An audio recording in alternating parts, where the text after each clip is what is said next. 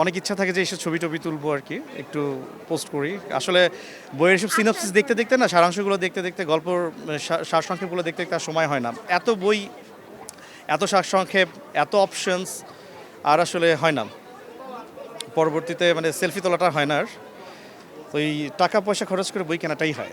এবারের বইমেলা বিগত বছরের বইমেলার মধ্যে ঠিক কি পরিবর্তন চোখে পড়ছে?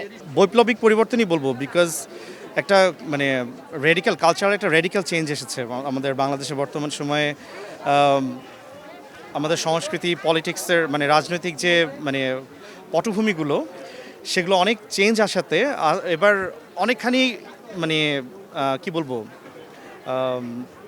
ব্যালেন্সড বলা যায় আর কি। হ্যাঁ, ওই রকম কি বলে এটাকে ফোর্সড ব্যাপারটা নেই, ফোর্সড ব্যাপারটা আর নাই।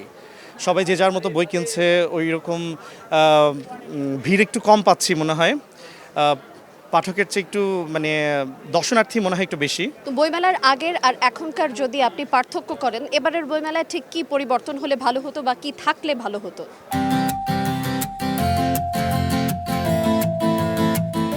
পাঠক আরও বেশি হলে ভালো হতো।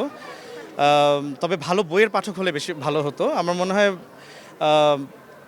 আমাদের লেখকদের পরিচিতিটা খুব কম। প্রতিবারের মতোই লেখকের পরিচিতিটা অনেক কম। আমরা এখনও নতুন নতুন লেখকদের আমরা চিনি না। ওই ঘুরে ফিরে দেখা যাচ্ছে সমরেশ মজুমদার, শামসুর রহমান, তারপরে হচ্ছে হুমায়ুন আহমেদ।